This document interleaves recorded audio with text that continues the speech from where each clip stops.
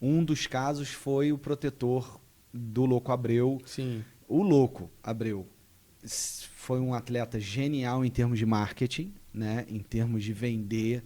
Sim. O Louco é um grande jogador, foi jogador da seleção uruguaia e tudo mais, mas tecnicamente, na minha visão, nunca foi um grande jogador, mas ele se colocava de uma tal forma e trabalhou tão bem a imagem dele, o marketing dele, a postura dele, né? A forma como ele falava. Para mim, eu tive 3, 4 experiências com o Louco maravilhosas.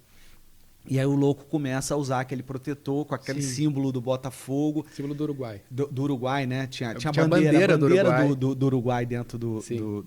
Como é que foi essa história? Como é que foi essa relação? E até ele começar a usar? Porque ele não usava, né? Não usava. O Louco Abreu não usava. Era um ícone ali no grupo, né? Uma grande referência para os atletas. E uma das etapas nossa também, da odontologia do esporte, é a gente tentar mudar a cultura do atleta, evidenciando justamente o que a gente faz, por que a gente faz, como a gente faz, aonde que a gente pode beneficiá-los. Se eles não tiverem uma saúde bucal adequada, qual o prejuízo que isso pode levar.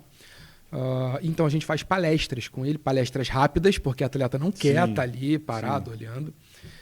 Porém, palestras que são muito efetivas. E nas palestras a gente fala do protetor bucal, que é um dispositivo de proteção para o atleta, preventivo, inclusive.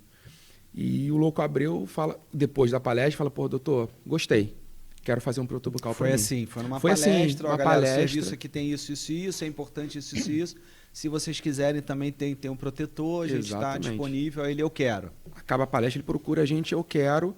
E o protetor bucal, o indicado para o atleta, é o que o dentista faz. Então, o dentista faz um molde da boca do atleta. A gente tem um modelo de gesso que é a cópia e o protetor é feito sob medida, personalizado, customizado, a partir desse molde. Então, o protetor é super confortável, não cai, não atrapalha na fala, até porque o protetor do atleta de futebol é diferente do protetor do atleta de MMA. Até porque o nível de impacto é muito maior. E o atleta de futebol tem uma necessidade de troca de respiração muito grande. Ele fica 90 minutos praticando a atividade física dele. Então, se você fizer um protetor robusto, que logicamente tem um nível de proteção maior, o atleta ele não vai conseguir performar.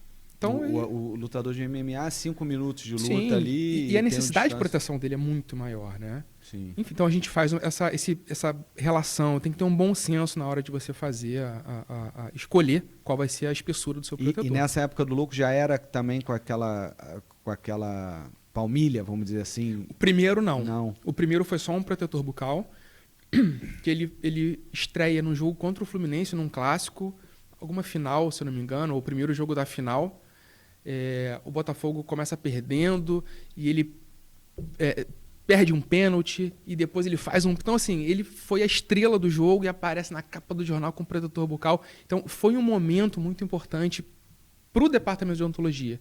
Que, como ele era um ícone, os outros atletas começaram, poxa, eu também quero.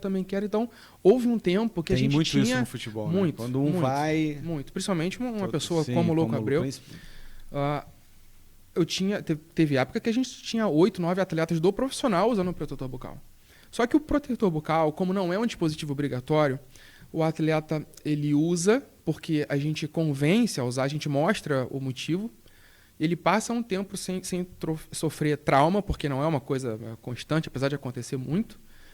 Ele volta a usar o protetor ou nos procura, ele sofre o trauma, aí procura a gente. Pô, doutor, vou fazer um protetor bucal. Aí ele fica usando durante o tempo, para de usar, sofre o trauma, então fica nesse ciclo.